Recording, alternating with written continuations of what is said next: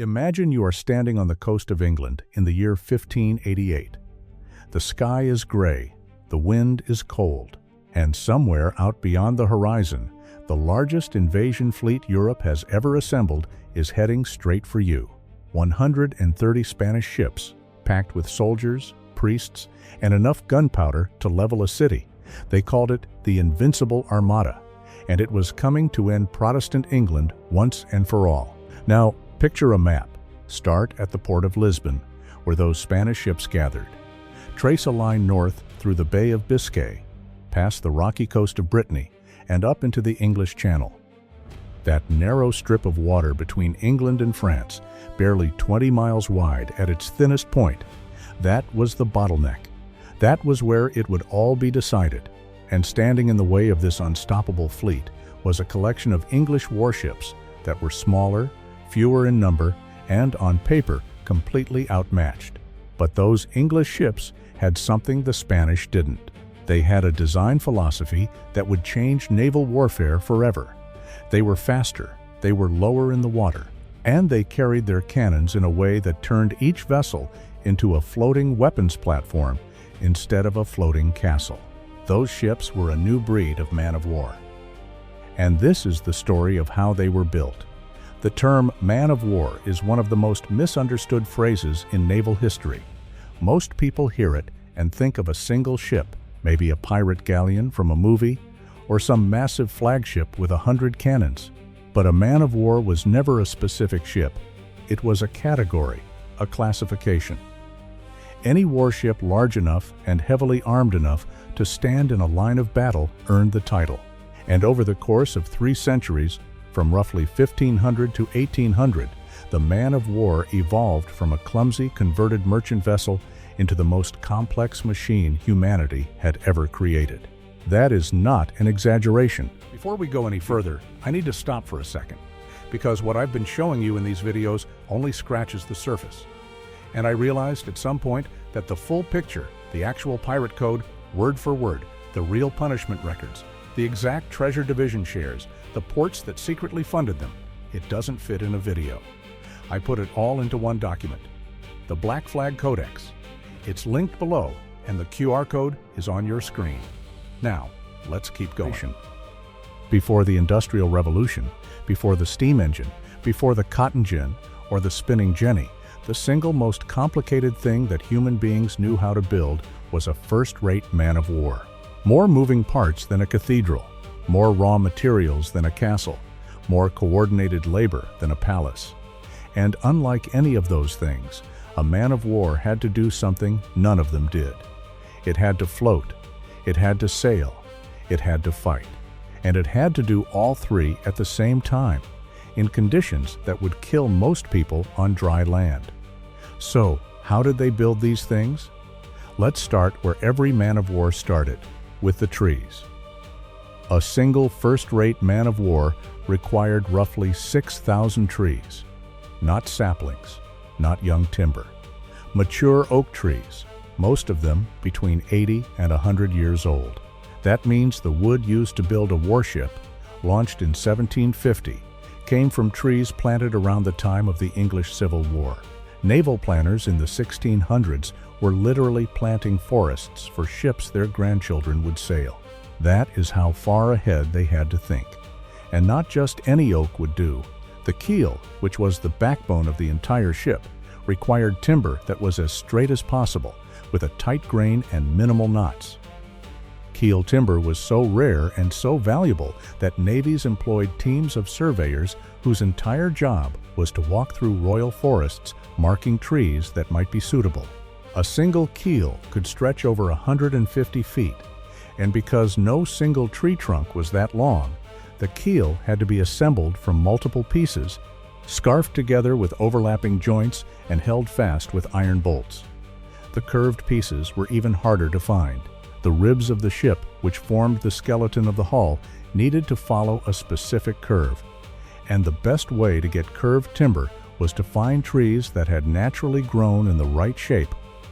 Shipwrights called these compass timbers, and they were the rarest pieces in the entire construction.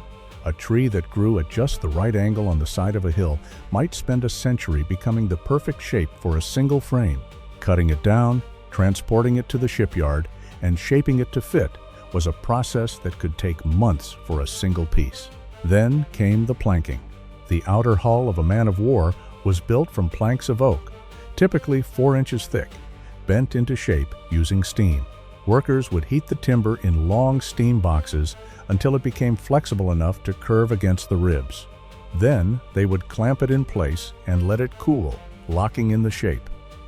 Every plank had to fit tightly against its neighbor because any gap meant water getting in, and water getting in meant the ship dying. To seal those gaps, they used a process called caulking. Workers would hammer strands of oakum, which was essentially old rope fibers soaked in tar, into every seam between every plank.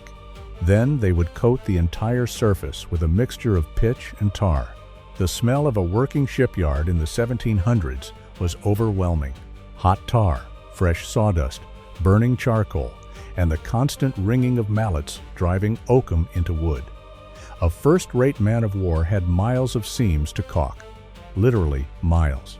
And every inch had to be watertight, or the whole thing was useless.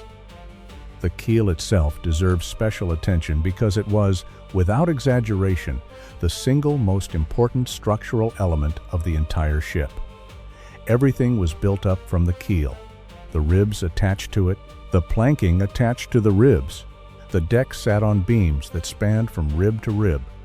The mast stepped into the keel through reinforced sockets called mast steps. If the keel was weak, or if it warped, or if it cracked, the entire ship was compromised. This is why keel timber was selected with almost obsessive care. Surveyors would reject dozens of trees before finding one that met the standard. And once a suitable tree was felled, it would be seasoned for years, sometimes as long as a decade, before it was considered ready for use. Green timber, wood that had not been properly dried, would shrink and warp after construction, opening seams and weakening joints. The patience required was extraordinary. You could not rush a man-of-war into existence. The wood itself dictated the timeline, but the hull was just the beginning. What made a man-of-war was what went inside it. And what went inside it, more than anything else, was cannons. The armament of a man-of-war was staggering by any standard. A first-rate ship of the line, the largest classification, carried between 100 and 120 cannons arranged on 3 or sometimes 4 gun decks. Each deck ran almost the entire length of the ship, and each deck was packed with cannons arranged in rows on both sides. The lowest deck carried the heaviest guns, typically 32-pounders, which meant each one fired a solid iron ball weighing 32 pounds. The middle deck carried 24-pounders. The upper deck carried 12 or 18-pounders. And scattered around the quarterdeck and forecastle were lighter guns, swivel guns, and sometimes carronades, which were short-barreled weapons designed for close-range devastation. The weight of all this iron was almost unbelievable. A single 32-pound cannon weighed about 3 tons. The gun carriage it sat on weighed another half ton. The tackle, the ropes, the tools, the shot, the powder charges. Each gun station was a self-contained weapon system that required a crew of up to 14 men to operate. Multiply that across 100 guns, and you start to understand why a first-rate man-of-war needed a crew of 800 to 900 men just to function. But here is the engineering challenge that most people never think about. You have 100 cannons, each weighing 3 tons.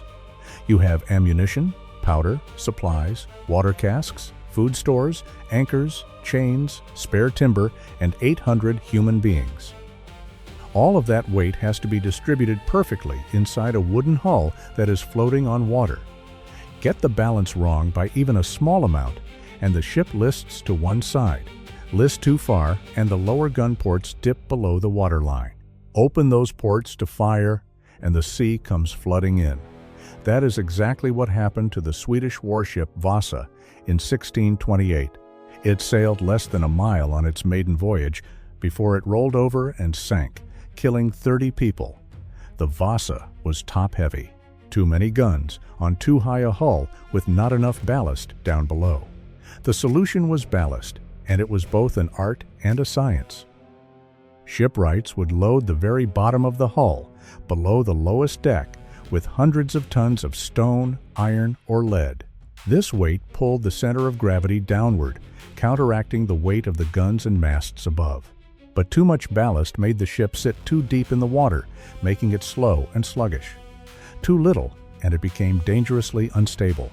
Finding the perfect balance was one of the most critical skills in naval architecture, and different nations approached it differently. The French tended to build ships that were faster but less stable. The English built ships that were heavier but could take more punishment. The Spanish built ships that were taller and carried more soldiers but struggled in rough seas. And then there were the masts. If the cannons were the teeth of a man of war, the masts and sails were its muscles. A first-rate man of war carried 3 masts, each one a towering assembly of timber, rope, and canvas that reached over 200 feet above the waterline. The main mast alone was over 100 feet tall and 3 feet in diameter at its base. It was made from a single piece of timber when possible, though by the 1700s, finding trees large enough had become so difficult that most masts were made masts, assembled from multiple pieces bound together with iron hoops. Each mast carried a set of yards, which were the horizontal spars from which the sails hung. A first-rate ship carried over 30 sails, totaling somewhere around an acre of canvas. When fully deployed in a strong wind, those sails could drive a 2,000-ton warship through the water at 10 or 11 knots. That is roughly 12 miles per hour, which does not sound fast until you remember that this is a wooden building the size of a modern office block, armed with 100 cannons, moving under nothing but wind power. The rigging that controlled all of this was astonishingly complex. A man of war carried over 20 miles of rope. Standing rigging held the masts in place. Running rigging controlled the yards and sails. Each line had a specific name, a specific function, and a specific place where it was secured. A trained sailor could find any rope on the ship in total darkness by feel alone. They had to be able to, because battles often happened at night, and storms did not wait for daylight. Speaking of rope, this is one of those details that sounds minor but was actually critical to naval warfare. Rope for the Royal Navy was manufactured at rope walks, which were extremely long. Narrow buildings, sometimes over 1,000 feet long, where fibers of hemp were twisted together into cordage. The Royal Dockyard at Chatham had a rope walk that was 1/4 of a mile long. The process was labor-intensive, specialized, and slow. A single first-rate man of war consumed enough rope that replacing it required months of production. During wartime, hemp supplies became a matter of national security. Most of Europe's best hemp came from the Baltic, particularly from Russia. When Napoleon threatened to cut off British access to Baltic hemp in the early 1800s, it was considered a strategic threat on par with cutting off food supplies. But let's talk about the thing that separated a man of war from every other ship on the ocean: the gun deck. Walking onto the gun deck of a man of war was like stepping into a world specifically designed to be as terrifying as possible. The ceiling height was barely 5 feet 6 inches on most ships, which meant that the majority of the crew spent their working lives hunched over. The cannons were lashed to the walls on both sides, their black muzzles pointing outward through square ports cut into the hull. Between the cannons, hammocks hung from the beams above because the gun deck was also where most of the crew slept. At night, 600 men would sling their hammocks in the spaces between the guns. Each man allocated a sleeping space of 14 inches wide. During battle, this space transformed. The hammocks were rolled up and stuffed into netting along the rails above deck to provide some protection against musket fire and splinters. The guns were cast loose from their restraints. Powder monkeys, usually boys as young as 10 or 12, would run gunpowder charges up from the magazine deep in the ship's hold. Each gun crew would load, aim, fire, and reload their weapon in a choreographed routine that the best crews could complete in under 90 seconds. The noise was beyond description. A single 32-pounder cannon produced a blast that could permanently damage hearing from 10 feet away. Now imagine 100 of them firing in sequence inside an enclosed wooden space with a ceiling 5 feet above your head. Add to that the screaming, the shouting of orders, the crash of enemy shot hitting the hull, and the shriek of wooden splinters flying through the air at the speed of bullets. Those splinters were actually more dangerous than the cannonballs themselves. A cannonball punching through 4 inches of oak would send a spray of razor-sharp wooden shards across the entire gun deck. A single hit could wound or kill a dozen men who were nowhere near the point of impact. The smoke was another factor that is almost impossible to convey in words. Black powder cannons produced enormous clouds of thick, acrid smoke with every shot fired. After the first few minutes of a battle, the gun decks were so dense with smoke that men could not see more than a few feet in front of them. They operated almost entirely by touch and muscle memory, loading and firing their weapons in a fog of sulfur and charcoal. Ventilation below decks was minimal. Gun ports provided some airflow, but during heavy action, the smoke simply accumulated until the entire interior of the ship was a choking, blinding haze. Men vomited. Men passed out. And still, the guns kept firing because stopping meant dying. The damage control systems aboard a man of war were primitive by modern standards, but remarkably effective for their time. Carpenters' crews were stationed below the waterline during battle, ready to plug holes with wooden pegs and sheets of lead. Pumps ran constantly to clear water from the bilge. Surgeons worked in the cockpit, the lowest and darkest part of the ship, performing amputations by candlelight while the ship shuddered around them. There was no anesthesia, a leather strap to bite on, a saw, and a hot iron to cauterize the stump. That was the best medical care in any navy in the world. Now, building one of these ships was a monumental undertaking. Stop for a second. What you just heard about the pirate code is the part that rewrites everything you thought you knew. But it only lands when you see the actual shares, the exact fractions written into the Articles of Agreement, the punishments, the port records, the names of the men who funded them from government offices. It's all in the Black Flag Codex, linked in the description. 5 seconds, grab it now, because what comes next builds directly on it. Link is below. QR code is on your screen. The construction of a first-rate man of war took between 3 and 6 years. The workforce required was enormous. At its peak, the Royal Dockyard at Portsmouth employed over 8,000 workers, making it one of the largest industrial operations in the world. Shipwrights, carpenters, caulkers, joiners, sailmakers, rope makers, blacksmiths, painters, and laborers all worked together in a coordinated effort that required planning, logistics, and management on a scale that would not be seen again until the factory system of the Industrial Revolution. The cost was equally staggering. A first-rate man of war in the mid-1700s cost approximately £100,000 to build. In today's money, that is somewhere between $30 and $50 million. And that was just the construction cost. Fitting out the ship with guns, stores, rigging, and provisions could double that figure. Maintaining it over its service life could double it again. A single first-rate man of war represented a national investment comparable to a modern aircraft carrier. And like a modern aircraft carrier, losing one was a strategic catastrophe. The design process itself evolved dramatically over the 3 centuries that men of war dominated the seas. In the early days, ship design was based almost entirely on tradition and intuition. A master shipwright would draw up plans based on what had worked before, modified by experience and gut feeling. There were no engineering calculations, no hydrodynamic testing, no scale models in water tanks. If a design was bad, you found out when the ship capsized. The Vasa disaster in 1628 was a perfect example of this approach, failing spectacularly. But by the 1700s, naval architecture had become much more scientific. The French led the way in this area, establishing schools of naval architecture and developing mathematical models for hull design.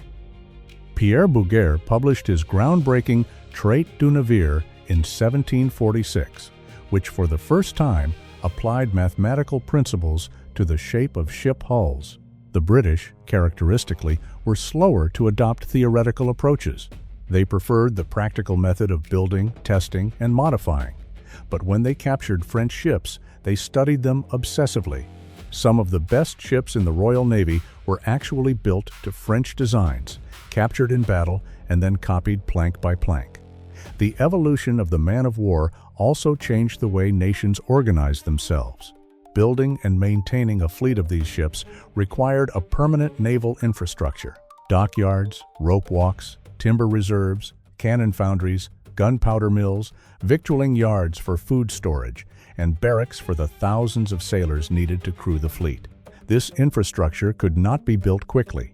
It took decades to establish and required constant investment. Nations that let their naval infrastructure decay found themselves unable to compete when war broke out. This is why control of key resources became such a critical part of naval strategy. The great timber forests of the Baltic were as strategically important as oil fields are today. English oak was the preferred material, but as England's forests were depleted, the Navy turned increasingly to timber from the Baltic states, from New England in the American colonies, and from the forests of India. Losing access to any of these sources could cripple a nation's ability to build and repair its fleet. The same was true for other materials. Tar and pitch came primarily from Scandinavia. Copper for hull sheathing came from mines in Wales and Cornwall. Iron for anchors, bolts, and cannons came from foundries across England. Canvas for sails came from specialized weavers. Every component of a man of war was the product of a supply chain that stretched across continents. And every link in that chain was a potential point of failure. One of the most significant innovations in man of war construction was copper sheathing. Starting in the 1760s, the Royal Navy began covering the underwater portions of their ships' hulls with thin sheets of copper. The reason was a creature called the teredo worm, a marine borer that ate through wooden hulls with devastating efficiency. In tropical waters, a ship's hull could be riddled with wormholes within a year, making it dangerously weak. Copper sheathing stopped the worms cold, but it also had an unexpected benefit. Copper is naturally anti-fouling, meaning that barnacles and weeds could not easily attach to it.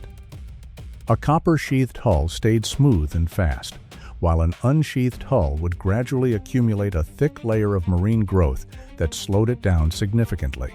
By the 1780s, coppered ships were consistently faster than their uncoppered rivals, giving the Royal Navy a measurable tactical advantage. But copper sheathing created its own problems. When copper was placed in contact with iron bolts in salt water, it created a galvanic reaction that corroded the iron. Ships that had been coppered sometimes found that their iron fastenings had dissolved, leaving the hull planks held on by nothing. The solution was to replace iron bolts with copper alloy bolts in the underwater sections of the hull, which was enormously expensive but necessary. Let's talk about one of the most famous men of war ever built, HMS Victory. She was launched in 1765 and served as the flagship of Admiral Horatio Nelson at the Battle of Trafalgar in 1805. Victory was a first-rate ship of the line, carrying 104 guns across 3 decks. She displaced over 3,500 tons and carried a crew of over 800 men. Building her required approximately 6,000 trees, mostly English oak, and took 6 years from the laying of her keel to her launch. Victory's armament was arranged with devastating precision.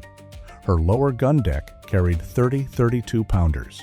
Her middle deck carried 28 24-pounders. Her upper deck carried 30 12-pounders. And her quarterdeck and forecastle carried a mixture of lighter guns and carronades. When Victory fired a full broadside, all the guns on one side of the ship at once, she unleashed over half a ton of iron in a single volley. The recoil from a full broadside was so powerful that the ship would physically lurch sideways in the water.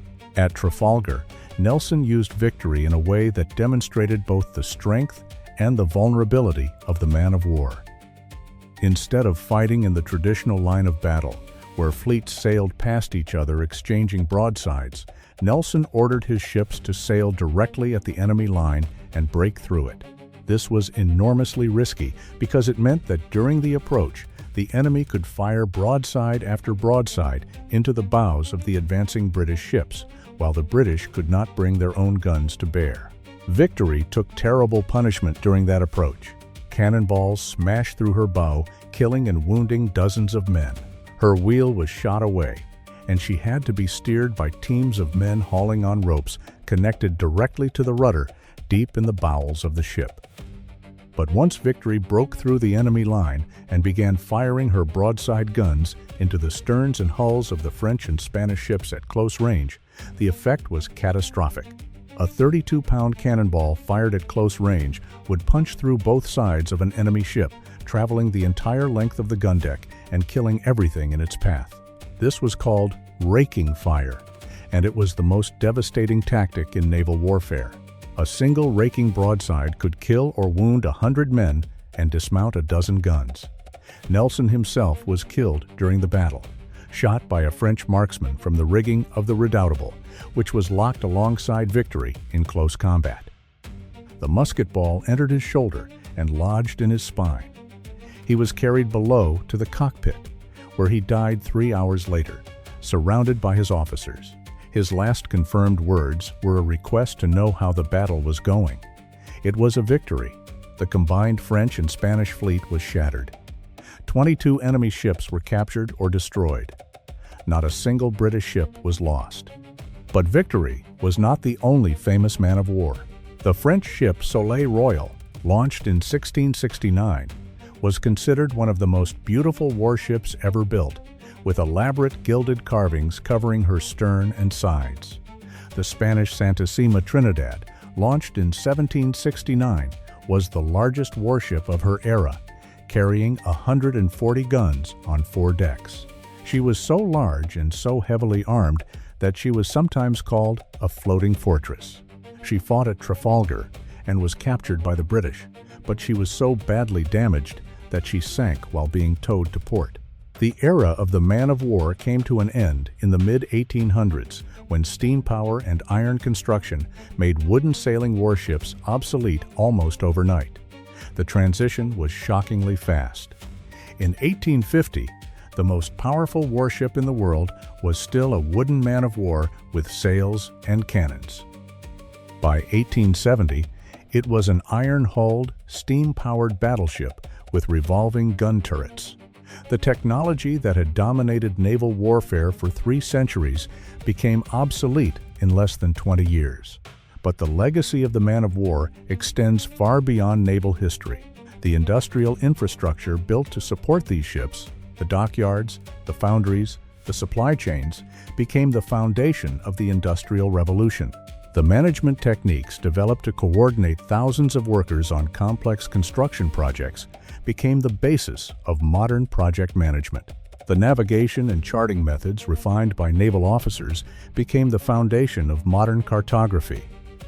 And the strategic thinking that governed the use of these ships, the understanding that controlling the seas meant controlling trade, which meant controlling wealth, which meant controlling power, became the foundational principle of geopolitics for the next 2 centuries. The man of war was more than a ship. It was a statement. A nation that could build one was a nation with the forests, the iron, the skilled labor, the financial resources, and the political will to project power across oceans. A nation that could build 50 of them was a superpower, and a nation that could build 100 of them and keep them at sea, supplied, maintained, and crewed, was an empire. Consider for a moment what it took to keep just one of these ships operational. A man of war at sea consumed resources at an astonishing rate. Fresh water stored in casks in the hold went stale within weeks. Food rotted. Ropes frayed and snapped under constant strain. Sails tore in storms and had to be patched or replaced. The hull below the waterline gradually accumulated growth that slowed the ship, meaning it had to be hauled out of the water periodically and scraped clean, a process called careening that could take weeks. Powder had to be kept dry at all costs because damp gunpowder would not fire. The crew themselves needed constant management, discipline, medical care, and enough food and water to keep 800 men alive and functional in conditions that were, by any modern standard, barely survivable. Every plank, every cannon, every mile of rope represented a decision made decades earlier. The trees planted by one generation became the ships sailed by another. The apprentice trained in a dockyard at age 12 might spend his entire career building and repairing ships he would never sail on. The iron mined in one country became the cannons fired by another. The man of war was not just a machine. It was a civilization compressed into 200 feet of oak and canvas. And for 300 years, whoever built the best ones ruled the world.